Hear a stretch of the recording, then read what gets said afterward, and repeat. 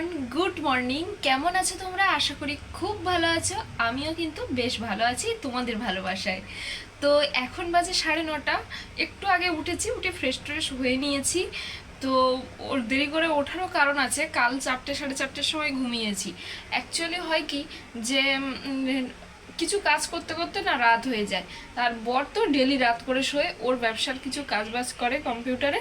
তো ওর 6টা বেজে যাচ্ছে, আর আমিও ওই একটাই ঘর, লাইট জ্বালা থাকে। আমিও আর ঘুমাতে পারি না, বা ঘুম আসেও না মাঝে মাঝে। তো যাই হোক, এই যে রাত জাগার ফলে আমার মাথাটা টিস টিস করছে, চোখগুলো ব্যথা করছে, আর যখনই এগুলো হয় তখনই আমার চায়ের সন্ধান পড়ে। তো আজকেও গন্ধরাজ লেবুর চা বানাবো।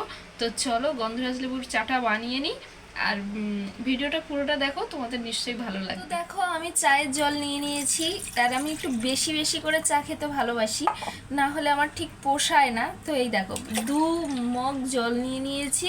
এই যে এই মগের 2 মগ নিয়েছি, একটু ফুটিয়ে কম হয়ে যাবে। আর তার মধ্যে দিয়ে দেব এই যে, তার মধ্যে যে স্লাইস করে লেবু কেটে রাখা আর আদার টুকরো, এইগুলো দিয়ে দেবো, আর একটু চিনি দেবো অল্প করে, বেশি না। তো চলো দিয়ে নিই। এই হচ্ছে আমার গন্ধরাজ চা। এই যে চায়ের জন্য এই চিনি, এই 1 টেবিল স্পুন। আর এই এই চিনি আমি দেব, তার মধ্যেই আটকে আছে কিছুটা, এর বেশি আমি চিনি দেব না। চলো এবার বসিয়ে দিই। এই যে ওভেনে বসিয়ে দিয়েছি, এবার কিন্তু ফুটবে। আমি ততক্ষণে না বাসনপত্রগুলো গুছিয়ে নেব। এই যে দেখো, কত বাসন ঝাঁপ হয়ে গেছে, মেজে মেজে ঝাঁপ করে রেখেছি। তো এইগুলো এবার একটু র্যাকে সাজিয়ে নিই, না হলে একদম বিশাল অবস্থা খারাপ, আমি নতুন থালা বাসন ধুয়ে রাখতে পারবো না।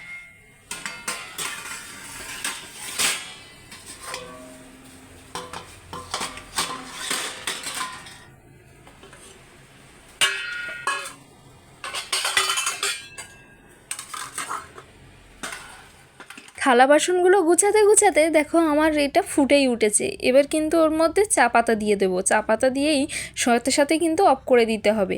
আর দুজন একসাথে না খেলে এটাই সমস্যা। এই যে ছেঁকে রাখলাম, ওরটা ঢেকে রাখবো, আমারটা আমি খেয়ে নেব। ও উঠলে আবার আমি এটা গরম করে দেব। তা চলো খাওয়া যায়। সিদ্ধান্ত নিয়ে পাচ্ছি না, চায়ের সাথে বিস্কিট খাবো না মুড়ি খাবো। তো আলটিমেটলি অনেক ভাবার পরে এটা বের করলাম যে এই যে বিস্কিটও নিয়ে নিয়েছি আর মুড়িও নিয়ে নিয়েছি। দুটোই আমার লাগবে, কারণ দুটোই আমি চা দিয়ে খেতে খুব ভালোবাসি। তো এই দেখো, বিস্কিট আর মুড়ি দুটোই খাবো একসাথে। তো চলো নিয়ে নিই। তো দেখো নিয়ে নিয়েছি চাটা, একসাথে নিয়ে নিয়েছি চা মুড়ি বিস্কিট। এবার চলো ঘরের দিকে যাওয়া যাক। ঘরটা তো অন্ধকার হয়ে আছে, বর ঘুমাচ্ছে বলে। আর জানি তোমাদের একটু ভিডিও কোয়ালিটির জন্য প্রবলেম হয়, একটু অ্যাডজাস্ট করে নাও। এখন মানে ঠিকঠাকভাবে কি বলবো, আমি ভিডিও হয়তো তোমাদের সাথে প্রেজেন্ট করতে পারছি না, তো কি করা যাবে বলো। আর এই দেখো চাটা খেতে কিন্তু দারুণ লাগে, বিস্কিট দিয়েও খেলাম একটু। বিস্কিট দিয়ে খেলে যেন এই স্বাদের ভাগ হবে না, জাস্ট অমৃত। আমার তো দারুণ লাগে। আর এইভাবে মুড়ি দিয়ে খেতে কিন্তু আমি ছোটোবেলা থেকেই ভালোবাসি। কে কে মুড়ি দিয়ে চা খাও অবশ্যই বলো। চা খেতে খেতে এবার বই নিয়ে বসলাম, জানো তো টুকটুক করে বইয়ের সাথে অ্যাটাচমেন্টটা ধীরে ধীরে বেড়েই চলেছে। তাই ঠিক করেছি আধ ঘন্টা হলেও বইয়ের সাথে নিজেকে কানেক্ট করার চেষ্টা করব। তাই জন্য বসে পড়লাম। আর এমনিও স্যারের কাছে পড়তে যাই বলে ডিটাচ হয়নি এখনও পুরোপুরিভাবে, কিছুটা হলেও অ্যাটাচমেন্টে আছি। তো এই পড়াটাই আমি আজকে পড়তে বসবো। আর দেখো কি বলো তো, আর না পড়াশুনো করলেও মনটা যেন কেমন একটা খারাপ হয়ে যায়। তাই দিনের শেষে একবার হলেও বইগুলোর সাথে কিন্তু বন্ধুত্ব করতেই হয়। নুন এখন বাজে 1:30। তো আমি বলেছিলাম তোমাদেরকে যে 1 ঘন্টা পড়বো, বেশিক্ষণ না, 1 ঘন্টাই পড়বো। কিন্তু 11টা থেকে পড়েছি, ধরো আমি 10-15 মিনিট 20 মিনিট বাদ দিলাম ওর মধ্যে থেকে, কিন্তু আমি একদম সলিড 2 ঘন্টা পড়েছি। কি হয় বলো তো, পড়তে বসলে তখন আর কাজে যেতে মন লাগে না, আর কাজ থেকে আসলে আর পড়তে বসতে ভালো লাগে না, এনার্জি থাকে না। তো এই এই নোটসটা আমি শেষ করলাম। তো এইবার যাব রান্নায়। কি রান্না করব তোমাদের সাথে তো শেয়ার করবই, তার আগে ঘরের পরিস্থিতিটা দেখো। তো দেখো, এদিকে একটা ছাতা পড়ে আছে, এই দেখো সারা ঘরে এই অবস্থা, এখনো বিছানা ফিছানা কিচ্ছু গোছানো হয়নি, এই অবস্থা হয়ে আছে, এদিকে এই অবস্থা হয়ে আছে। তো চলো ঝটপট গুছিয়ে নিয়ে তোমাদের সাথে আবার কথা বলছি। বিছানাপত্র ঝাড়ার আগে দেখলাম জানলাটায় কিন্তু বেশ ধুল পড়েছে। কি করব, ধুলটা আগে মুছে নেওয়ার চেষ্টা করলাম, পুরোটা পারলাম না, হাত গেল না, কিন্তু যতটুকু পারলাম ততটুকু। জানলাটা কিন্তু খোলাই হয় না, তবু ঘরের মধ্যে জানি না কোথা থেকে এত ধুল আসে। ধুলটা ঝেড়ে বিছানার চাদরগুলো ভাঁজ করে এবার সুন্দর করে ঝাড়পোছ করে নেব। নিজের সংসার নিজেকেই সুন্দরভাবে গোছাতে হবে, সেটাই মূল মন্ত্র। এদিকে দেখো একটু মেঘলা মেঘলা করে এসছে আর বেশ হাওয়া দিচ্ছে। তো দেখো রান্না বসিয়ে দিয়েছি, একটা রান্না হয়ে গেছে অলরেডি, আরেকটা কাটাকুটি হয়ে গেছে। চলো তোমাদেরকে দেখাই যে কোন রান্নাটা হয়ে গেছে। এই দেখো চাটনিটা কিন্তু আমার রেডি। আর কি কি কাটাকুটি হয়েছে চলো দেখিয়ে দিই তোমাদের। কলমি শাক কেটে রেখেছি, কেটে ধোয়া হয়ে গেছে। এদিকে আলু কেটে ধোয়া হয়ে গেছে। কলমি শাক আলু দিয়ে মাছের ঝোল হবে। তোমাদের দেখালাম যে একদম অন্ধকার করে এসছে, হাওয়া দিচ্ছে, এখন পুরো ওয়েদারটা চেঞ্জ, আবার খুব রৌদ্র বেরিয়েছে। তো অলরেডি আমার অনেক লেট হয়ে গেছে। তো চলো ঝটপট রান্নাটা বসিয়ে দিয়ে আবার তোমাদের সাথে কথা হচ্ছে। দেখো আলুটা লাল লাল করে ভেজে নিয়েছি, এবার শাকটা ভাজবো। তো চলো শাকটা দিয়ে নিই। কড়াইটা খুব গরম হয়ে গেছে, এটা তাড়াতাড়ি গরম হয়ে যায় এই ফ্রাইং প্যানটা।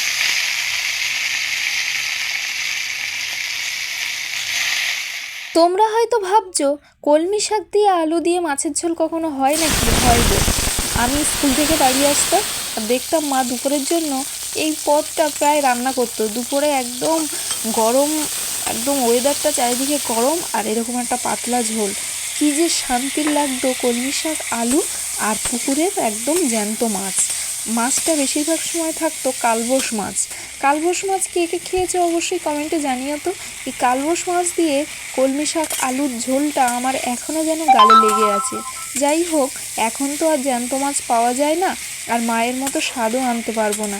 যেটুকু পারা যায়, এই যে তৃপ্তি যে মায়ের একটা রেসিপি করে খাচ্ছি, এই ছাড়া কিন্তু আর কিছুই না। তো রান্নাটা প্রায় কমপ্লিটের দিকে, রান্নাটা হয়ে এসেছিল, আর আমি কিন্তু স্নান সেরে এসেছিলাম ভাতটা বসিয়ে দিয়ে। ভাত যেহেতু প্রেশার কুকারে করি তাই সময় লাগে না, একটা সিটি পড়লেই নামিয়ে নিতে পারি। আর আমিও এদিকে কিন্তু স্নান সেরে চলে এসেছি। চুলটা ভিজে আছে, তো পুরোটা ভিজাইনি, ওপরে ওপরে ভিজিয়েছি। আর পুজোটাও কিন্তু দেওয়া হয়ে গেছে অলমোস্ট আমার। তো পুজো দেওয়ার পরে মনে হলো যে এই 4টে কয়েন ব্যাগে ছিল, আমি এরকম টুকটুক করে বাজার থেকে যে কয়েনগুলো পাই সেগুলো আলাদা রাখি। নোট তো আলাদা রাখলে আর সংসার চলবে না, তাই কয়েনগুলোই আলাদা করে রাখি। আর এই যে আমার ছোট্ট লক্ষ্মীর ভাণ্ডার আছে, এই ভাণ্ডারের মধ্যে রেখে দিই। এইভাবে কিন্তু আমি বাজার করা টাকা থেকে টুকটুক করে খুচরো টাকাগুলো আলাদা করে রেখে এইভাবে ভাণ্ডারটা আমি প্রায় ভরেই ফেলেছি। তো ভাণ্ডারটা হয়তো খুব তাড়াতাড়ি তোমাদের সাথে ভেঙে শেয়ার করতে পারবো যে কত টাকা জমলো। এদিকে তো খেতে বসে গেছি, আর এক হাতে ফোন ধরে এক হাতে এই যে তরকারি নেওয়া কি ভীষণ চাপের। যারা করো তারা অবশ্যই জানো, কি বলো? এদিকে দেখো আমি বসে পড়েছি, এই যে বরের ভাত দিয়ে দিয়েছি, এবার আমি খাবো। মানে আমার জাস্ট আর তর্স হইছে না, অনেক দিন পরে কলমি শাক আলু দিয়ে মাছের ঝোল খাচ্ছি তো, মানে সেই ব্যাপার। তো একটু রেস্ট নিয়েছিলাম, আর এখন বাজে 6টার সময় তো আমি রেডি হয়ে নিই পড়াতে যাব বলে, তাই রেডি হয়ে নিলাম। আমার লুকটা কেমন লাগছে অবশ্যই কিন্তু কমেন্টে জানিও। আর এই দেখো এখান থেকে কিন্তু আমি 500টা টাকা নিলাম। আমি 1000 থেকে 1500 টাকার মধ্যে সংসার চালিয়ে নিই, মানে বাজার করা, তারপর সবজি বাজার, মাছ বাজার, আমি যদি কোথাও বাইরে যাই যাতায়াত খরচ আর বরের হাত খরচ, এইগুলো টুকটুক করেই 1500 টাকার মধ্যে চালিয়ে নিই। আর পড়িয়ে বেরিয়ে দেখি প্রচণ্ড বৃষ্টি হচ্ছে, তারপরে এদিকে এসে মাছটা কিনে নিলাম। আর মাছটা কেনার পরে একটু বাজারঘাট, সবজি বাজার এই সমস্ত কিন্তু করে নিয়ে বাজারে থেকে বাড়ি চলে এসেছি। আর এইবার তোমাদের সাথে শেয়ার করব কি কিনলাম। আজ আমার কত টাকা খরচ হলো 500 টাকার মধ্যে। আর এই দেখো একটা কাঁচা কুমড়ো নিয়েছি, যেটা আমার খেতে খুব ভালো লাগে। তার সাথে সবজির মধ্যে এই কাঁচা কুমড়ো, আর নিয়েছি ছোট ছোট চাল কুমড়ো, আর নিয়েছি গন্ধরাজ লেবু, আর তার সাথে নিয়েছি পালং শাক, আর নিয়েছি তার সাথে কাঁচা লঙ্কা। এই ছিল আমার আজকে বাজার। এটা প্রায় 1 সপ্তাহ আমার চলে যাবে।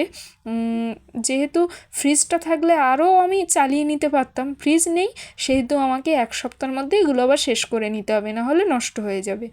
আর একটু মাছ কিনে এনেছি, তো মাছটা চলো ঢেলে দেখি। মাছটা আমি এখন বুঝতে পারছি, যখন আমি ধুলাম তখন বুঝলাম যে মাছটা একটু দেখে নিলে আর একটু ভালো বেটার পেতাম। যেহেতু পেটির দিকের থেকে দিয়ে দিয়েছি, পেটির দিক আমার বড় ভালোবাসে, ওই জন্য পেটির দিক থেকে নিই। কিন্তু ব্যাপারটা হয়েছে কি, এটা মাছটাই ডিম ছিল, ওই জন্য পেটটা এতটাই পাতলা যে ভাজলে বা রান্নায় দিলে আর কিচ্ছু থাকবে না, সেই কারণেই। তারপরে আমি মাছটা ভালো করে ধুয়ে নুন হলুদ মাখিয়ে এই যে রাতের মধ্যেই কিন্তু ভেজে রাখলাম। কারণ ফ্রিজ না থাকলে, যাদের নেই তোমরা তারা জানো কি প্রবলেমে পড়তে হয়। রাতে কিছু কিনে আনলে সব ভেজে ভেজে রাখতে হয়, আর আমার বর আবার একদম বাজার করতে চায় না, সেই কারণে আমি রাতে পড়িয়ে আসার সময়ই বাজারঘাট করে আসি, মাছ কিনে আনি, আর আমাকে কিন্তু রাতেই সমস্ত কিছু ভেজে টেজে রাখতে হয়। খুব সমস্যায় আছি গো। একটা ফ্রিজ থাকলেও অনেকটা সবজি তরকারি কিন্তু আলাদা রাখা যায়। কিছু কিছু সময় হয় যে বেশি করে রান্না হয়ে গেলে বেশি বেশি করে খেয়ে নিতে হয়, এতেও অনেকটা কিন্তু অপচয় হয়। কি করা যাবে, এই যে 300 টাকা আমার ফিরেছে, এটা দিয়েই কিন্তু বাকি দিনগুলো আমাকে চালাতে হবে, এখনও 1000 টাকা পড়ে আছে। এইভাবে কিন্তু আমি কম টাকার মধ্যে বেশি দিন চলে এইভাবে বাজার করি। ভিডিওটা ভালো লাগলে লাইক করো।